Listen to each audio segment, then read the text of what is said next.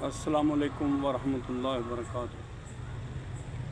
Rabbi इश्रह ली सदरी व यस्सिर ली अमरी वहलुल उक़दतम मिन लिसानी यफ़क़हू क़ौली रब्बि ज़िदनी इल्मा।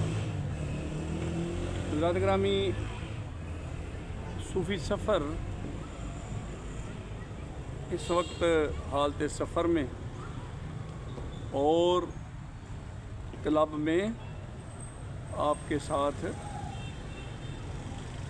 शेयर कर रहा है हज़रत मियाँ शेर मोहम्मद रहमतुल्लाह अलैह। ये शरकपुर शरीफ जो है ये लाहौर के करीब हुआ है। ये लाहौर से तकरीबन आधे घंटे की मुसाफत पे होगा। बड़ा ज़रख़ेज़ इलाका। वहाँ पे हज़रत मियाँ शेर मोहम्मद रहमतुल्लाह अलैह ये नक्शबंदी सिलसिले मुजद्दिदी सिलसिले के बहुत बड़े शेख हुए हैं, बहुत बड़े हस्ती हुई हैं। तो आप रहमतुल्लाह अलैह के बारे में ये जो रावी लोग हैं, जो बताने वाले हैं, जो उनके हम असर हैं। हमारी एक नानी हुआ करती थी, अल्लाह जन्नत नसीब करे, तो वो मियाँ शेर मोहम्मद रहमतुल्लाह अलैह की मुरीद थी। इसी तरह हमारे वालिद साहब भी मियाँ शेर मोहम्मद रहमतुल्लाह अलैह के सिलसिले में मुरीद थे, हज़रत मियाँ रहमत अली रहमतुल्लाह अलैह कांग शरीफ वाले। तो अब वाक़या वो बयान करते हैं कि हज़रत मियाँ रहमत अली रहमतुल्लाह अलैह जो है उनका बैत करने का जो वाक़या और सिलसिले में दाखिल होने का जो वाक़या था वो कैसे था। हज़रत मियाँ रहमतुल्लाह अलैह जो हैं वो अपने दौर के बहुत बड़े पहलवान टाइप थे। यानी पहलवान टाइप उनको कहते थे जो ताकतवर लोग होते थे जिस्मानी तौर पे। ज़हनी तौर पे भी होते ही होंगे, जिस्मानी तौर पे होते हैं तो ज़हनी तौर पे भी होते हैं। तो आप रहमतुल्लाह अलैह जो थे उनका एक शुगल था। अब देखें उम्र के जो मराहल हैं उनमें एक मरहला ऐसा भी आता है कि जो बंदा ऐसे शुगल में मुलव्वस हो जाता है, जैसे वहाँ के इलाके में इस तरह का मामला है कि भैंसों को चुरा के ले जाना, उसको कहते हैं सन लाउनी पंजाबी दे विच। तो ये उस दौर में हुआ करता था। अभी शायद कभी भी ख़त्म नहीं हुआ ऐसा। जहाँ पे खैर है वहाँ पे शर भी है। तो हज़रत मियाँ शेर मोहम्मद रहमतुल्लाह अलैह अपनी मस्जिद में बैठे हुए तशरीफ़ फरमा थे, तहज्जुद का टाइम था। तो एक शख्स जो है वो भागता हुआ आपके पास आ गया, आपको कहता है मियाँ साहब मेरे पीछे पुलिस लगी है, मैनू पनाह दो। मियाँ साहब खुद ही मस्जिद में बैठे। तो मियाँ साहब ने कहा बह जा मेरे कोल, पंजाबी दे विच, क्योंकि पंजाबी ही वो बोलते थे। तो वो कहते ना बह जा काका मेरे कोल। वो बैठ गए। पीछे पुलिस लगी हुई थी। जब पुलिस की वो उस वक्त घोड़ियों पे पुलिस जो थी ना वो गश्त करती थी और रेड भी घोड़ियों पे करती थी। घोड़ियों का मतलब है घोड़े। तो अब जनाब जब वो आए उन्होंने देखा कि इधर ही घुसा है, मस्जिद के अंदर ही भाग के दाखिल हुआ है। तो वो जाके मस्जिद में दाखिल हो गए।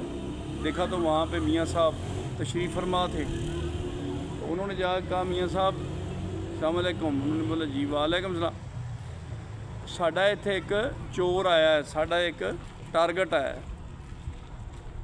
आपने फरमाया यार आया तो फड़ लो। अच्छा, अब मियाँ शेर मोहम्मद रहमतुल्लाह अलैह मियाँ रहमत अली रहमतुल्लाह अलैह को अपने उन्होंने पहलू में बिठाया हुआ था। तो वो अब डरें कि भई अभी मैं अभी ये सामने बैठा हुआ हूँ, ये मुझे देख लेंगे। तो अब मियाँ साहब ने उनको बोला देख लो भी देख लो, अगर तुहानू बंदा मिलता है तो लभ लो, मैं तुहानू रोकया तो नहीं ना।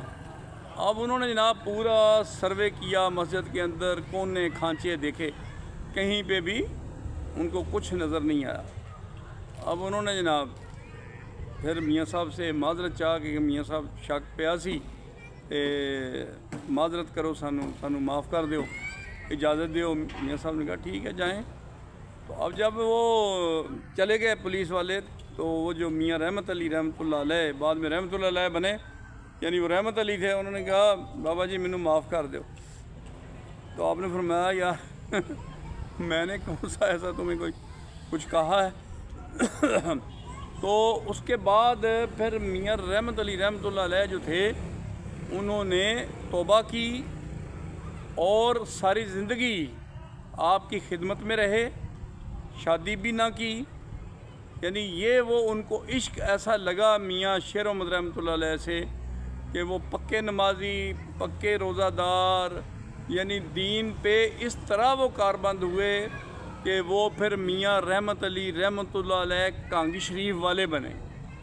تو میرے والد صاحب ان کے مرید تھے، تو وہ کہتے ہیں کہ میاں صاحب نے پردہ بھی کرنا شروع کر دیا تھا، سفید چادر اوڑھتے تھے اور پردہ کرتے تھے جیسے عورتیں پردہ کرتی ہیں۔ تو انہوں نے بڑا ہی ایک کلاسیکل قسم کی لائف گزاری، بعد میں بڑے ہی درویش اور صوفی اور فقیروں والی زندگی انہوں نے گزاری، اور کوئی بھی کسی بھی کام جو کہ غلط ہو اس کے بارے میں پھر سوچتے بھی نہیں تھے۔ تو یہ ہوتا ہے جی صوفی کا اثر معاشرے کے اوپر۔ جو صوفیاء کرام ہوتے ہیں وہ جب معاشرے میں بیٹھے ہوئے ہوتے ہیں تو معاشرہ ان سے اس طرح مستفید ہوتا ہے کہ چور جو ہیں وہ اولیائی لے کے چلے جاتے ہیں۔ حضرت گرامی جب چور اولیائی لے سکتے ہیں، ولی اللہ بن سکتے ہیں، تو گناہ گار کیوں نہیں؟ اس لیے ہمیں اولیاء اللہ سے لو لگانی چاہیے اور ان کی محفل میں ہمیں بیٹھنا چاہیے جو اللہ کے ولی ہیں، جو اللہ کے دوست ہیں۔ تو ہمارے اوپر بھی وہی رنگ چڑھ جائے گا جو ان کا رنگ ہے۔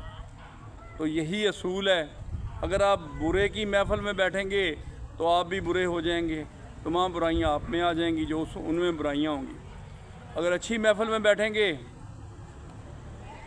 یک زمانہ صحبت با اولیاء، ایک وقت جو گزارا ہوا ہے اولیاء کی صحبت میں، وہ ہزاروں سال کی ریاضت سے بہتر ہے۔ ریاضت بے ریا بہتر از 100 سالہ ریاضت بے ریا۔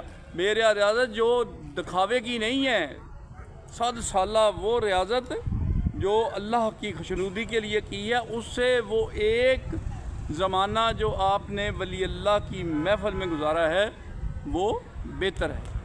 حضرات گرامی، ہم نے بھی صوفیزم کے صوفی سفر کے اس چینل پہ وعدہ کرنا ہے کہ ہم بھی اللہ تعالیٰ سے دعا کریں گے کہ یا اللہ ہمیں اپنے جو اولیاء اللہ ہیں ان کی صحبت عطا فرما۔ آمین ثم آمین۔ اس کے ساتھ اجازت چاہتے ہیں، اللہ حافظ۔